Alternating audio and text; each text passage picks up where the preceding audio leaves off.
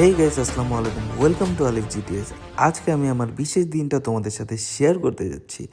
আজকের দিনটা পুরোটাই ছিল সারপ্রাইজে ভরা। সবাই উল্টো সারপ্রাইজ হয়ে গেছে আমাকে নিচে দেখে। ওই মিলে যখন বাসায় ঢুকতেছিলাম আমি ফুললি শকড।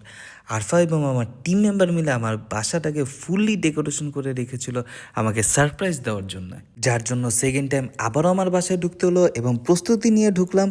বাংলা সিনেমার মধ্যেও একটি রিয়েকশনও দিয়ে দিলাম। আমি যখন বাসায় ঢুকি কারো ক্যামেরা রেডি ছিল না আমার রিয়েকশন ভিডিও নেওয়ার জন্য।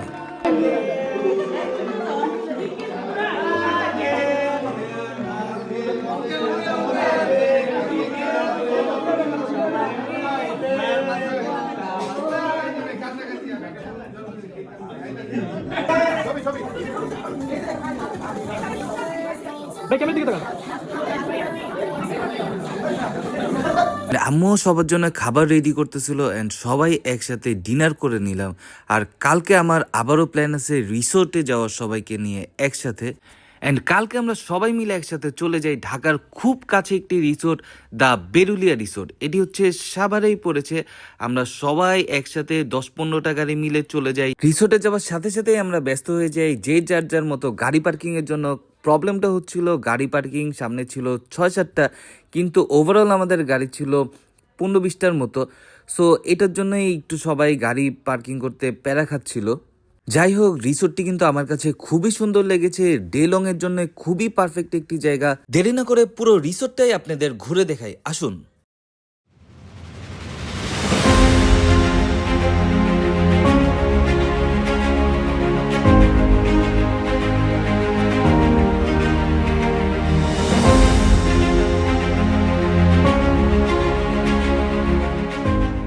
রিসোর্ট ঘুরতে ঘুরতে উপরে উঠে দেখি সবাই আমাকে রেখেই অলরেডি খাবার শুরু করে দিয়েছে। সবারই কম বেশি ক্ষুধা লেগেছিল, কারণ আমরা সবাই লং জার্নি করে এসেছিলাম।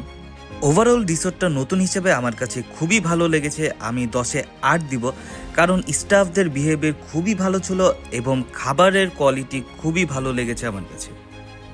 আর খাবার শেষে আমরা সবাই মোটামুটি রেডি হয়ে গেলাম বাস্কেটবল খেলার জন্য। আর বাস্কেটবল খেলার জন্য আরফা আমাদের রেফারি। আরফা আমাদের সব কিছু রুলস ঠিক মতো শিখাচ্ছিল, দেখাচ্ছিল কিভাবে কি খেলতে হবে। আর আমি যখন খেলায় ব্যস্ত, ঠিক এই সময়টা নিয়ে এই সময়ের সুযোগের কি বলবো সদ্ব্যবহার করে আরফারা রিসোর্টের এক পাশে আমার বার্থডে ডেকোরেশন করে ফেললো, আমাকে আবার সারপ্রাইজ দিল। আমার আর কিছু বলার নেই, আসলে আমি ফুললি শক। কখনোই বেলুন আনলো, কখনোই স্ট্যাচু আনলো, কখনো ওরা পিকচার আনলো, আমি জাস্ট ফুললি শকড। এই বার্থডেটা সত্যিই আমার ছিল সারপ্রাইজ আর মজার মুহূর্ত দিয়ে।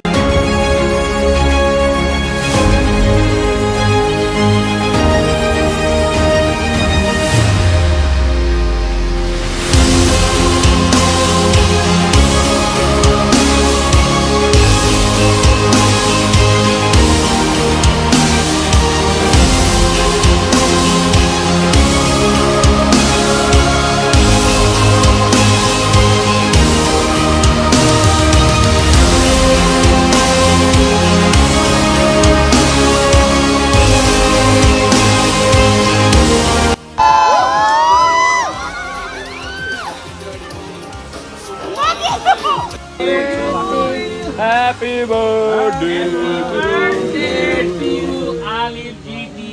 গানটা ছাড়লা না সারাক্ষণ গান সবাই হ্যাপি বার্থডে বলবে তাই এই স্পিকারে গানটা ছাড়ো হ্যাপি বার্থডে ওইটাই ছাড়ো না এটা না ও মাই গড এই যে হ্যাপি বার্থডে